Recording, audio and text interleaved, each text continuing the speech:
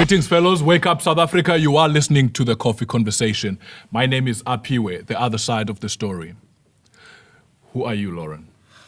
Well, I haven't thought about that until you just asked me. Okay, who am I? I am just a woman who is trying to show the world that I am just as capable as any man when it comes to my ideas, and I'm trying to make a positive difference in the world by being an educated person, because that's what we hold in high regard, and just being honest and trying to open up the minds of any other person who might deem women as lesser than. I'm not here as a feminist. I'm here as a person. I'm here as a person of color. And that's it. And I'm here as a young person as well. Yeah. Wonderful, wonderful. As a person of color, let's start there, Lorryn. Okay. Let's start there. As a person of color, in South Africa, we have awkward racial relationships. Yes. This show, we're all about inclusion, okay? And thank you for coming. And what I want to ask you is, how has been your experience in South Africa with all the demographics and the everyday conversation about racial things?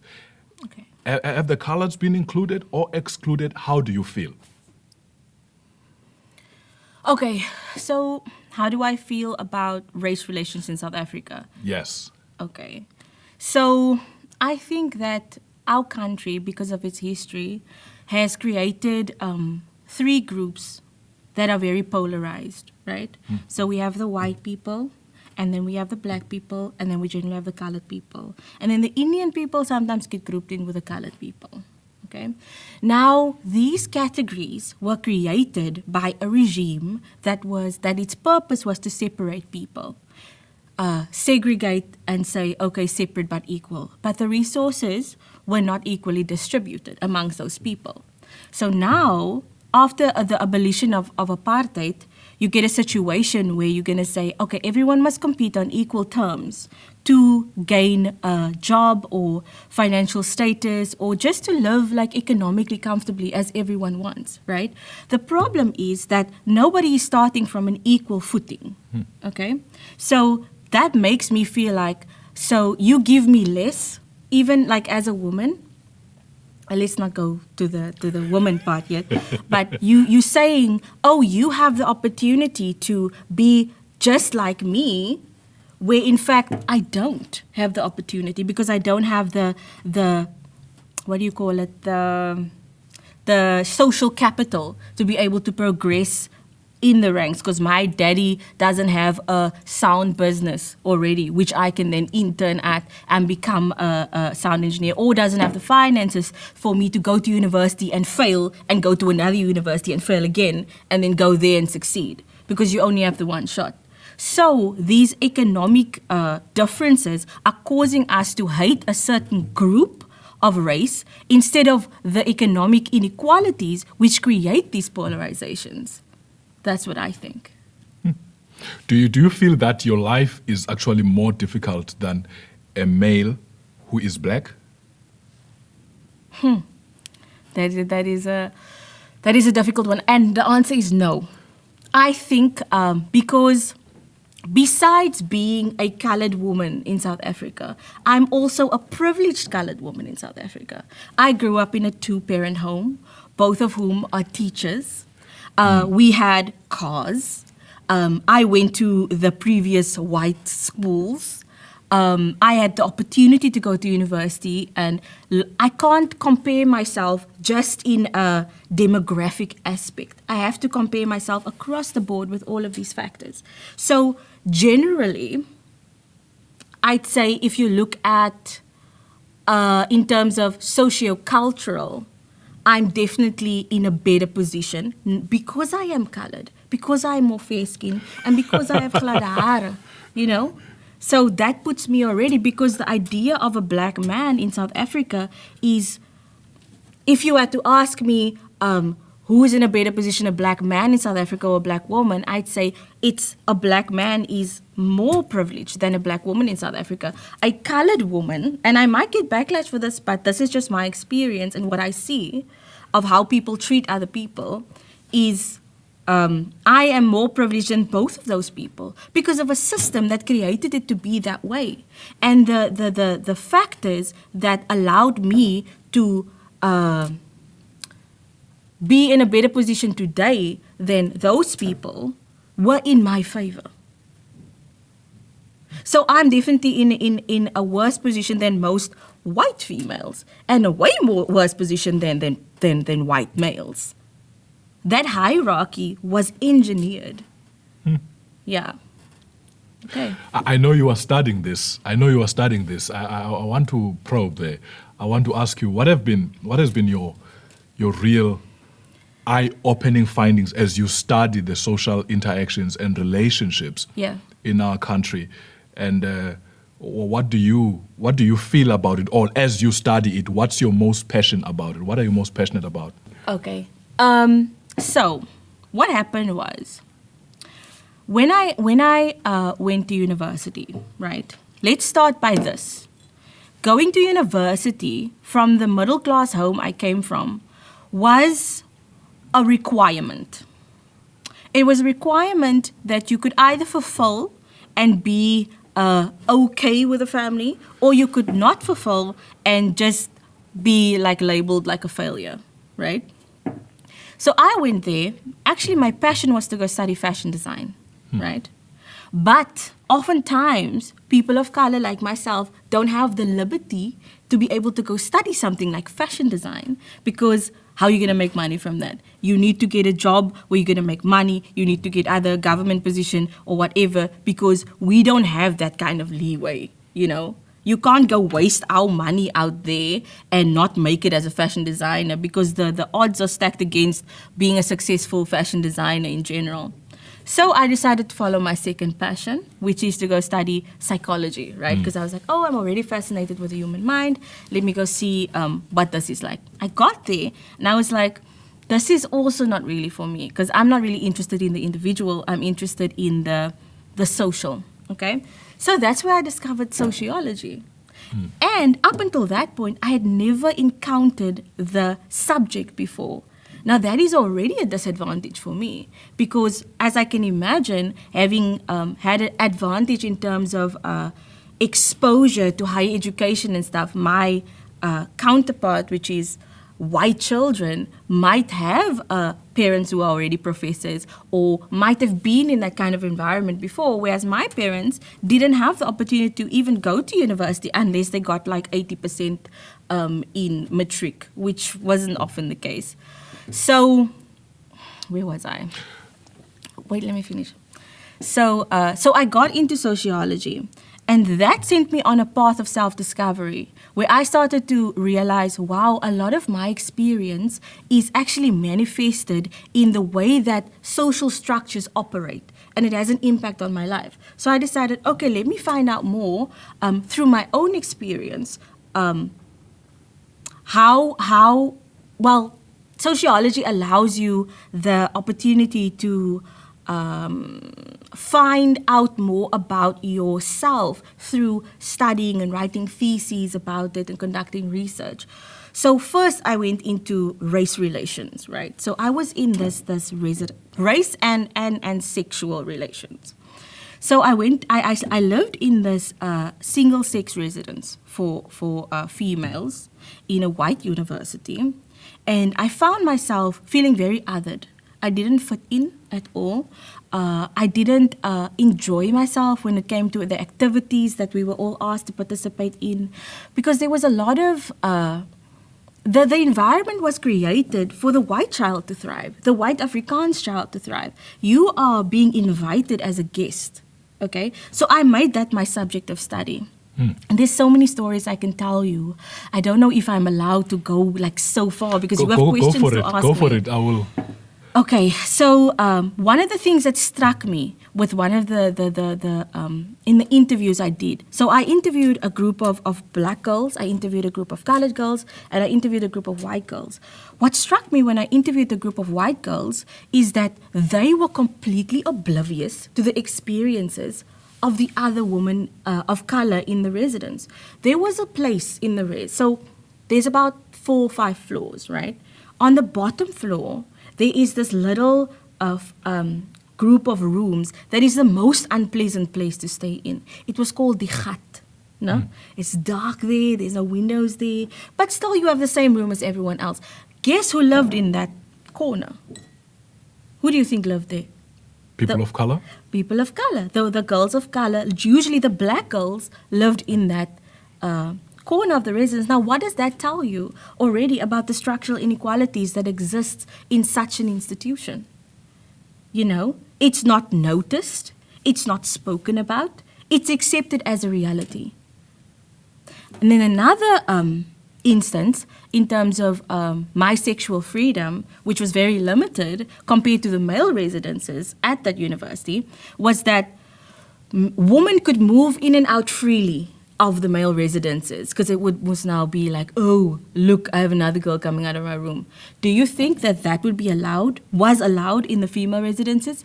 You would be persecuted. You would be labeled a slut if you ever had a man coming out, in and out of your room. So an incident was that in the woman's bathroom, now you know there's this, those little bins for the sanitary towels. A condom from a male was found in one of those bins, right? There was a meeting called in that residence to discuss, who does this condom belong to? We need to find that woman. It's a witch hunt. Do you understand the inequalities that exist just culturally between those two places? And what my experience, not only as a woman, but as a person of color, was in that environment. And I'm expected to thrive to the same extent as that white girl or white boy who has everything designed to be in their favor. I want to ask you now another question, Lorryn. Maybe we'll get to that part, I hope. Yeah. Yes. What would you say to someone who says, why don't you look at us as individuals? Why do you look at us as part of the structure and culture and all that? You know, people would say, I'm not that. That's not me. That's making you feel all that which you feel.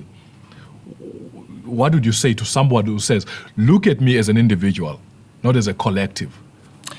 Because if you are benefiting from the system which is put in place, then you are guilty. Because if me, okay, let's make an example of me. In colored people, there is often this thing of, if you are more dark-skinned, you are considered less beautiful. If you have more curly hair, you are also considered less beautiful. That is changing now recently with the embracing of the natural hair movement, which is beautiful.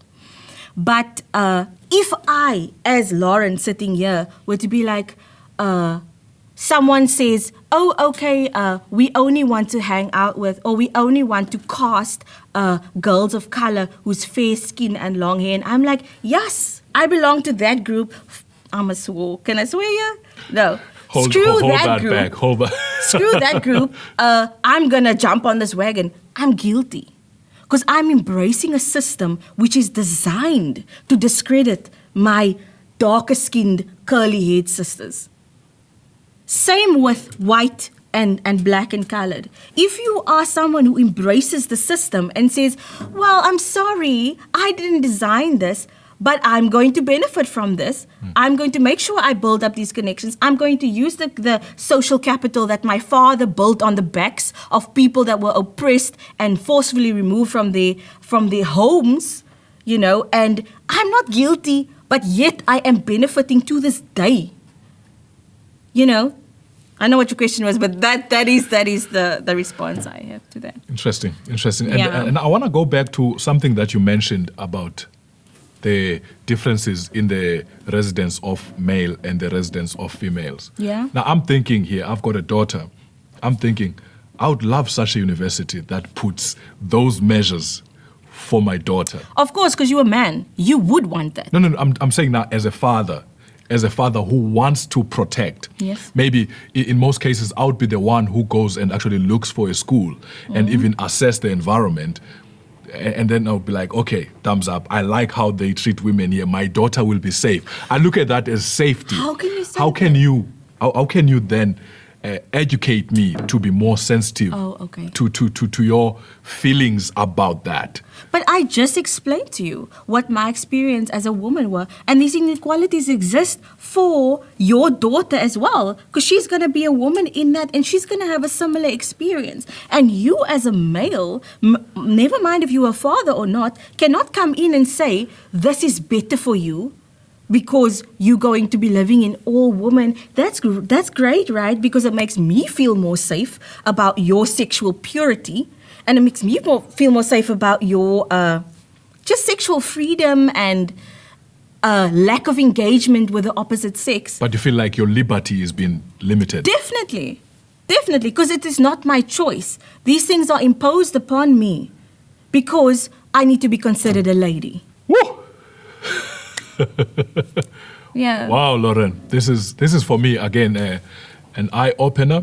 This is for me an eye opener. I must say though, I loved your answer when you when you mentioned something about being at a better place or more privileged Yes. than a black male, Yeah. than a black male in South Africa. You know, I just wanna say something about that also, that the black people of South Africa, I think, in general, would feel the same. But, you know, those polarizations, systems or not systems, but I know that animosity still exists even between people of color. Because when we look at it, I make a joke often that coloreds are viewed as deputy white people in South Africa. Because if you look at colored communities, they are more developed, if you will. They are more, you know, cleaner. I don't know who makes that. Maybe it's because I want you to answer me there. Do you think somebody does something for coloreds in their communities, for their communities to look a lot better than black communities in general? You asking me, do I think there's someone who does something? Is it the government doing something for the coloreds in their communities? For their communities to be like that? Or is it what comes from the coloreds? No, it is not innate. None of this is innate. It is because of the look. Do you know the video about this is just a metaphor, but say that's a white person, that's a colored person, and that's a black person in South Africa. You know, having that head start here and just a little bit lower and just a little bit lower, it gives you the tools to better yourself from the starting point. If I was at the back, I still have to build to get here and then build more to get here, and that takes time, you know? So from the 20 years ago, we were in a state of legislated segregation, you know? Colored people got better housing. They got just better rights in general in South Africa. So, yes and no, there are obviously structural inequalities that still give colored people, and I'm not anti-colored over here, I'm just rational. Yeah. And I have eyes Yeah. and I can see. That's So, yeah, it's the structural inequalities of the past that's making it that colored people are still living in better neighborhoods and black people are still living in the ghetto. And it's become reified in the sense that it's become an accepted reality. So now it's like, oh, that's normal. That's normal. And that, where you are there, white people living in Heather Park, that's normal. You know what I mean? So now the question that you're asking is a little bit absurd because no one is helping colored people be that way. They were helped. Today they are not being helped, but I already built my wealth, you see. I don't need you to help me out of Tembaletu, you know? Now I want to squeeze this in as you are studying this subject. Yeah. What are the social, what do you say now, psychological differences and even impacts of what the past has done, or of what was in place in the past? Did it have in your mind and in your findings that there were psychological ramifications? Definitely. I think that one of our previous freedom fighters, Steve Biko, wrote beautifully about this in I Write What I Like. He wrote about black consciousness. And black consciousness is the internalization of an inferiority complex. So it becomes a self-fulfilling prophecy. If I believe I am inferior to, intellectually inferior to, and I internalize that, it becomes my reality. You see what I mean? Yeah. Yeah, I must say, I'll be one to admit that I wasn't expecting this. She's fireworks and... Can I just ask, let's speak more to the feminists. So we don't have a lot of time left, so maybe we can... Yeah, that's what I'm actually I want to getting take at. over your interview. That's what I'm getting at, actually, because I think there is a risk here that we can underestimate. Like maybe, I mean, I'm sitting here, I'm like, I'm surprised, I'm blown away that there is this kind of intellectual life that can, you know, I'm not surprised as in it should not be, but I'm like, whoa. So what are we missing out? Well, what's this feminist all about, this feminist movement all about? So that people who will come across this will understand a little bit with the time we have. So I don't really like comparing gender and race as the same struggle, but for the purposes of this, I will do that. So if you think about your struggle as a black man, to be like, listen here, I can compete the same as you as a white man, I should deserve the same respect, and I should be afforded the same liberties as you as a white man, right? It is exactly the same for the feminist movement, right? So I'm saying, just because I am female, now you see the thing is, when women entered the workforce and was afforded the culturally and economically, where it became an accepted reality, it really flipped the script on gender dynamics and gender roles. Because you find today that young women who just started their family and also are career-driven and but still want to be fit the role and take care of the children, have a double load that they have to make sure that, because if not, then you're a bad wife, right? And you're not as feminine, right? So the two. So what I'm saying is, do not place the burden of me living up to some ridiculous feminine standard that you have created and that you benefit from. Don't place that upon me so that I have to now try to still appease the patriarchy and say, oh, but I am feminine. Yes, I am a lady. Don't stone me. Don't hang me, metaphorically. Consider me an equal, because you know what? I think the reason that that inequality exists in the first place is because men are so threatened by women's sexuality. Because my sexuality is power. What I can do with my feminine energy is powerful. So you have to put things in place in order to curb me.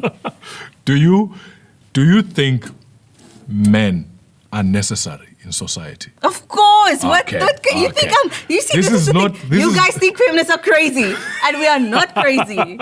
Yeah. Feminist power. I'll tell you what, we are done for now. Okay. And Lorryn, thank you very much. I would like to continue this conversation when we've got more time. It's been enlightening. And I think I'm left with even more questions. Okay. But for now, thank you very much for listening. You are listening to the Coffee Conversation. Let us wake up, South Africa.